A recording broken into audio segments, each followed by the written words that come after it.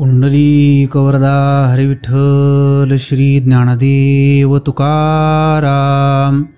पंढरीनाथ भगवान की जय। माऊली ज्ञानेश्वर महाराज की जय। जगद्गुरु तुकाराम महाराज की जय। सद्गुरु जोग महाराज की जय।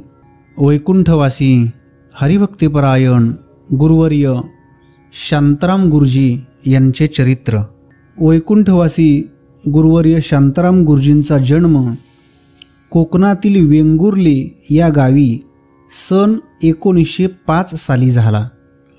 गुरुजींचे वडील वैकुंठवासी महादेव सगुण कांबळे हे जरी मूळ वेंगुर्ल्याचे तरी पण उद्योगधंद्यानिमित्त त्यांचे बरेचसे वास्तव्य मुंबईतच झाले। ते मुंबईतील मोठमोठ्या बिल्डिंगला रंग देण्याचे कॉन्ट्रॅक्टर होते, त्यामुळे त्यांना भरपूर पैसे मिळत असे। पण पैशाचा योग्य विनियोग करण्याकडे त्यांनी बिलकुल लक्ष दिले नाही। आपल्या पश्चात मुलाचे व बायकोचे कसे होणार याचाही कधी विचार केला नाही। पैसा भरपूर असल्यामुळे गुरुजींची विद्यार्थी दशा आर्थिकदृष्ट्या बरीचशी सुखात गेली। लहानपणापासूनच गुरुजींची प्रकृती नाजूक होती, त्यामुळे त्यांना पौष्टिक खाणे आणि औषधांचा खुराक नेहमी चालू असायचा।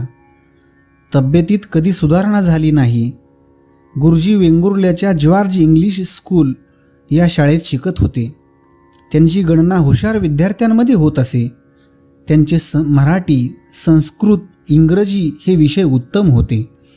गुरुजींची आई फार देखणी, तशीच ती प्रेमळ, सालस, भक्तिप्रधान आणि परोपकारी होती। शांताराम गुरुजी 10-12 वर्षाचे असताना त्यांच्या घरी एके दिवशी एक साधू पुरुष भिक्षेच्या निमित्ताने आले। ते गुरुजींकडे पाहून त्यांच्या आईला म्हणाले, हा तुमचा मुलगा फार मोठा होईल, पण तुमच्या संसाराला याचा काहीच उपयोग होणार नाही। विचारमग्न अवस्थेत आईने साधूला भिक्षा दिली। साधू भिक्षा घेऊन निघून गेला। 1920 सालच्या पूर्वीची गोष्ट। गुरुजींच्या लहानपणी त्यांच्या गावी पंढरपूरचे जयराम स्वामींचे मठाधिकारी तुकाराम महाराज यायचे। सोबत भालदार, चोपदार वगैरे लवाजमा असायचा। तो रुबाब पाहून सहजच तेथील अनेक बालमने त्यांच्याकडे आकर्षिली गेली। गुरुजी व त्यांचे मित्र अशा बऱ्याच मुलांनी त्यांच्याकडून तुळशीच्या माळा घातल्या। 1-2 वर्षांनी इतरांच्या माळा गायब झाल्या, पण गुरुजींची माळ कायमची टिकली। लहानपणापासूनच त्यांचा भक्तिमार्गाकडे ओढा होता। त्यांचे गीतेचे अध्याय विद्यार्थी अवस्थेतच मुखोद्गत होते। या दशेतच ते माळ घेऊन जप करायचे। वेंगुर्ल्यात 1925-26च्या दरम्यान गीता जयंती उत्सव झाला। त्यात गुरुजींनी गीता पाठात भाग घेऊन 1 नंबर पटकावला होता। भजनात त्यांना बळेच जरी उभे केले तरी अभंग म्हणावयास ते फारच लाजायचे। गुरुजींच्या वडिलांना सर्व लोक दाजी या नावाने संबोधायचे। 1926 सालची गोष्ट। गुरुजींचे वडील आजारी वगैरे नव्हते। रात्री 10 वाजता जेवण करून आराम खुर्चीवर बसले होते। 10:30च्या दरम्यान छातीत कळ आली म्हणून आईने बाम वगैरे चोळला। डॉक्टरही आले, पण काही उपयोग झाला नाही। रात्री 11:30 वाजता वडिलांची प्राणज्योत अचानक विझली। घरातील कर्ता पुरुष गेला आणि घरातील सर्व जबाबदारी अचानक गुरुजींवर येऊन पडली। 1927-28 मध्ये मुंबईत येऊन गुरुजी पहिल्यांदा मॅट्रिकच्या परीक्षेस बसले, पण घरातील दुःखाचा परिणाम त्यांच्यावर झाला। एवढे हुशार विद्यार्थी असूनही दुर्दैवाने ते नापास झाले। त्यानंतर दुसऱ्या वर्षी परत परीक्षेला बसले, पण त्यातही नापास झाले। मग ते परीक्षेचा नाद सोडून देऊन नोकरीकडे वळले, पण त्यातही त्यांना यश आले नाही। याही काळात त्यांनी माळ व गीता सोडली नाही। शेवटी कोणालाही कोणत्याच तऱ्हेचा सुगावा न लागू देता 1930 साली खिशात असलेली 2-3 नाणी टेबलावर ठेवून फक्त अंगावरची वस्त्रे आणि नेहमी जवळ असलेली गीता व माळ घेऊन भायखळा रेल्वे स्टेशनवर आले। बिना तिकिटाचे गाडीत बसले। मनात काहीतरी विचार आला, पुन्हा कल्याण स्टेशनवर उतरून स्टेशनच्या बाहेर पडले व मिळेल त्या वाटेने पुढे चालू लागले. बरीच रात्र झालेली एका जंगलातून ते चालत होते. जंगलामध्ये एकाएकी एक पेटती चुडा घेतलेला एक मनुष्य समोर आला व त्याने विचारले, एवढ्या अपरात्री कुठे चाललास? शहरात जायचे आहे असे त्यांनी सांगितले. तो मनुष्य म्हटला, इकडे तर जंगल आहे, मी तुम्हाला एक देऊळ दाखवतो, तेथे राहा व उजाडल्यावर शहरात जा. त्याने देवळापर्यंत सोबत केली व तो एकाएकी नाहीसा झाला.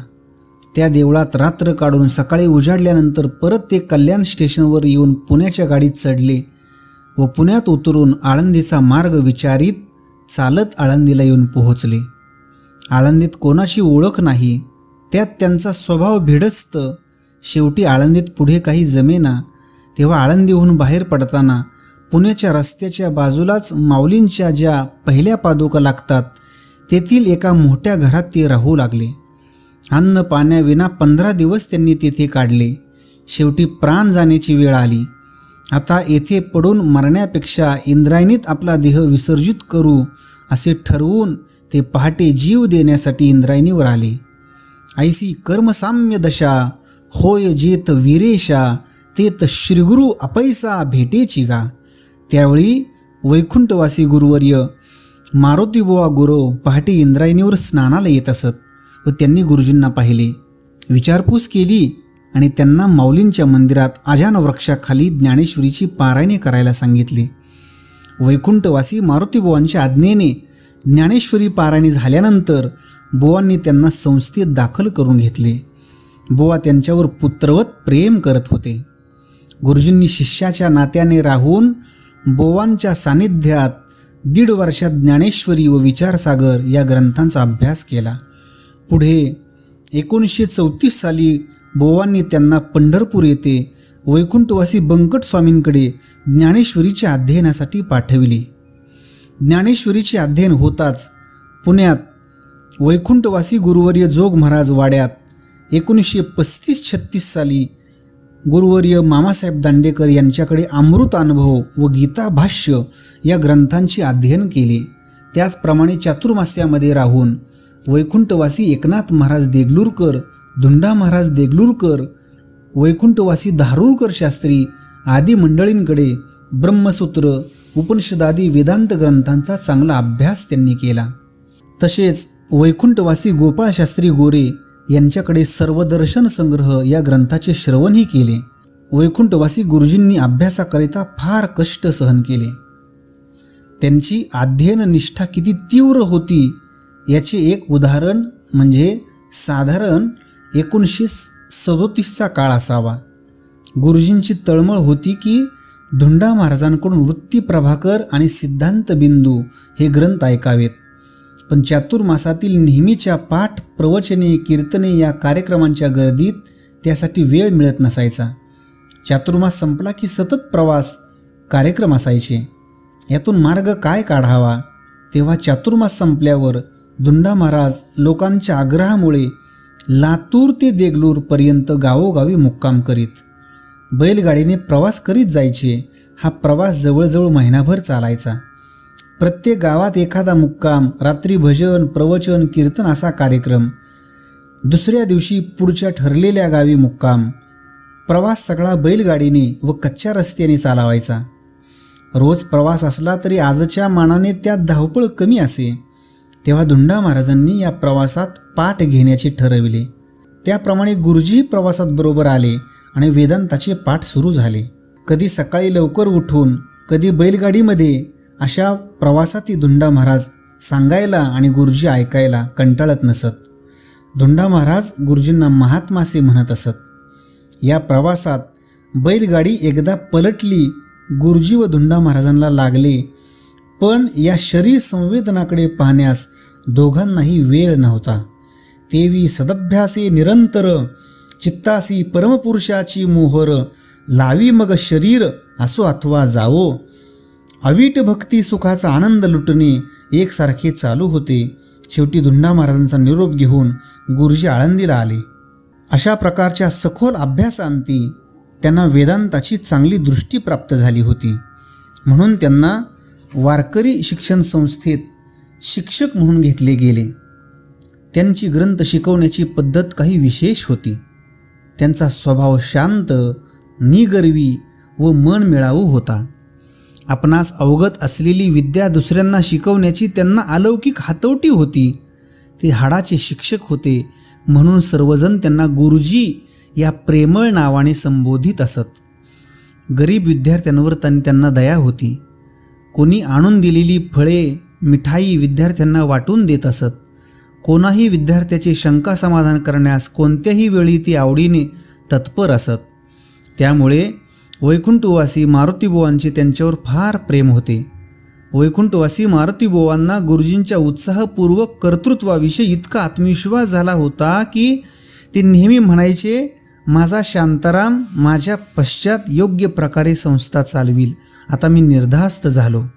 अशी गुरुजींची कार्यकुशलता होती. गुरुजींची ही गुरुनिष्ठा कमालीची होती. वैकुंठवासी गुरुवर्य मारुतीबुवा गेल्यानंतर त्यांना अतोनात दुःख झाले.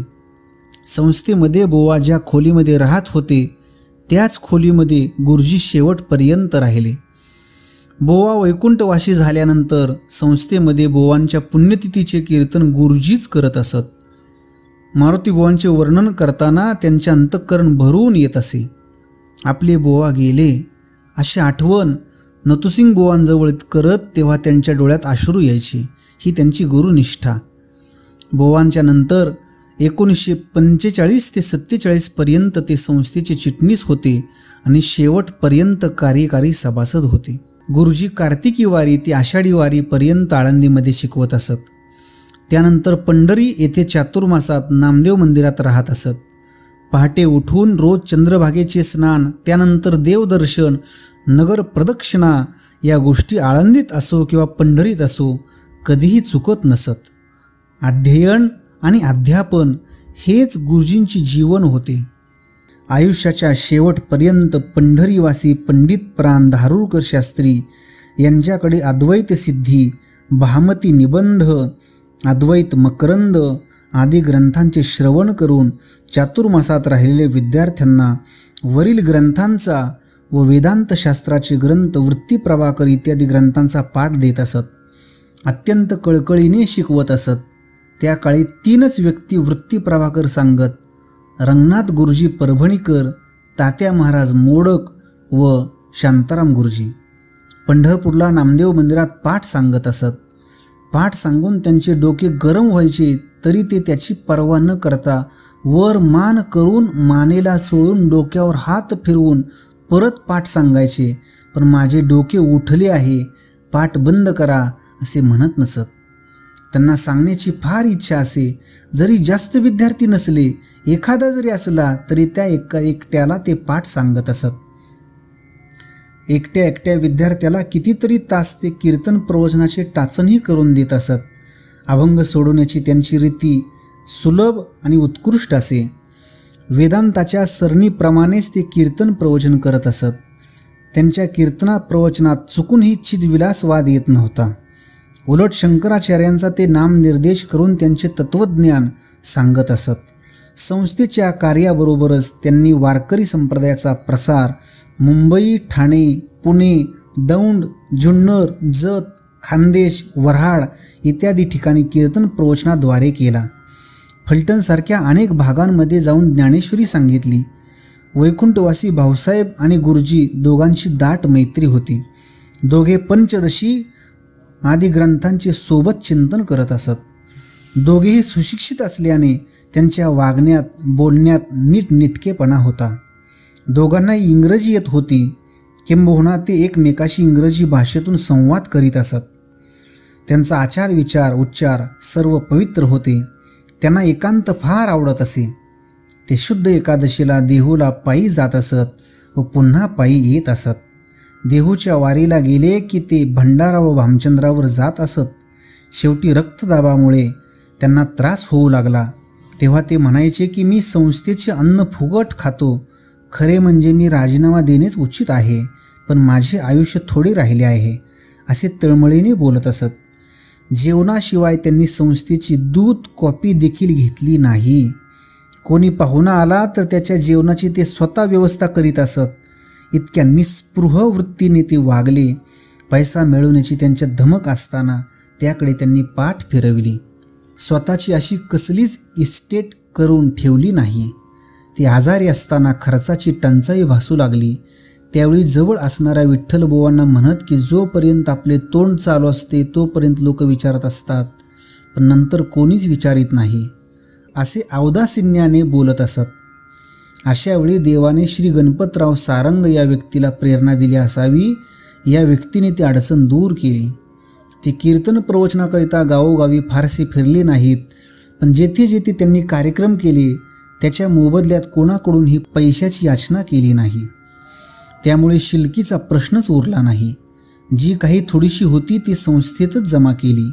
आजारी झाल्यानंतर ते फक्त प्रवचन करीत असत. बसून कीर्तन करायचे नाही त्यांनी ठरवले होते. मामांनी त्यांना बसून कीर्तन करण्याची आज्ञा दिली तरीसुद्धा त्यांनी ते मान्य केले नाही. केवढीही निष्ठा! निष्ठावंत भाव भक्ताचा स्वधर्म निर्धार हे वर्म चुको नये. शेवटच्या आजारात भिवराबाई जाधव यांनी जीवापाड कष्ट घेऊन त्यांचे पथ्यपाणी काटेकोरपणे सांभाळण्यास सहाय्य केले. शेवटी गुरुजींची तुकोबराय यांच्या विराण्यांवर लिखाण चालू होते. 7-8 अभंगही लिहिले होते, पण आजारामुळे ते काम अपुरेच राहिले. वेंगुर्ल्याचे लोक सांगायचे, तुम्ही वेंगुर्ल्याला या. गुरुवरी मामांकडे शब्द टाकीत असत, पण ते घरी गेले नाहीत. आपला देह पंढरपुरात पडावा अशी त्यांची इच्छा होती. पंढरपूरची वारी कधी चुकू दिली नाही. काही दिवसांनी रोगाचे बळ वाढत गेले. शरीरातील शक्ती कमजोर झाली. त्यामुळे त्यांची पंढरीची आषाढीची वारी एकदाच चुकली. त्यामुळे पुढील वर्षी असे होऊ नये म्हणून अगोदरच 8 दिवस ते पंढरीला आले. ही वारी झाल्यावर गुरुजींची तब्येत बिघडली. तरी पण श्री नामदेव मंदिरात नामदेव महाराजांच्या समाधी सोहळ्याच्या वेळी आषाढ वद्य द्वादशीला अनन्याश्चिंतयन्तो माम या श्लोकावर अवघे 20 मिनिट त्यांनी प्रवचन केले. आषाढ वद्य त्रयोदशीला समाधी सोहळ्याचा मुख्य दिवस. त्या दिवशी जास्त त्रास होऊ लागला. तथापि महाराजांचा थोडा महाप्रसाद गुरुजींनी आवर्जून मागून घेतला. दुसऱ्या दिवशी समाधी सोहळ्याच्या काल्याचा दिवस. तोही कालाप्रसाद गुरुजींनी सेवन केला. सायंकाळी 7च्या पुढे त्यांची तब्येत अतिशय बिघडली. त्यावेळी काही मंडळी डॉक्टरच्या सल्ल्यावरून म्हणू लागले, यांना पंढरपूरवरून पुण्याला हलवा. पुण्यास नेण्याचे ठरले. त्यावेळी सेवेकरिता जवळ असणाऱ्या विठ्ठलबुवांना गुरुजी म्हणाले, विठ्ठल, काही झाले तरी मला इथून कोठे नेण्याचे करू नका, कारण माझी मनापासून इच्छा आहे की माझा देह आळंदी किंवा पंढरपूरला पडावा. तेव्हा जर आता मला नेण्याचे ठरविले तर मध्ये रस्त्यातच कुठेतरी देहावसान होईल, म्हणून मला अजिबात कुठेही नेऊ नका. मामा जरी आले तरी त्यांना सांगा. त्याप्रमाणे त्यांना पुण्यास नेण्याचे रद्द केले. ज्यावेळी रात्रीचे 9:30 वाजले होते, विठ्ठलबुवांनी नामस्मरणाचा जप सुरू केला. बरेच मंडळी बाहेर शांतपणे चिंतन करत बसले होते. अशा वेळी रात्री 11 वाजता विठ्ठल म्हणून मोठ्याने हाक मारली. तसेच ते हाकेसरशी पंढरीच्या विठ्ठलाने गुरुजींना आपल्या स्वरूपात विलीन करून घेतले. गुरुजींच्या अंत्ययात्रेला स्वतः मामा आले होते. त्यावेळी मामांनी गुरुजींविषयी काढलेले उद्गार, लक्ष्मण बुवा, मारुती बुवा जायचेच होते, पण शांताराम बुवा माझ्या मागून आले व सर्व विद्यार्थी वर्गाकडून गुरुजी ही सार्थ पदवी घेऊन माझ्या पुढे गेले. मलाही त्यांचा हेवा वाटावा. नाहीतर गुरुशिष्य असतात. मरका गुरु रडका चेला, दोहींचा बोध वाया गेला. मरण येणारच, पण उत्तमची उरे कीर्ती मागे, हे खरे माप. सद्गुरु जोग महाराज की जय.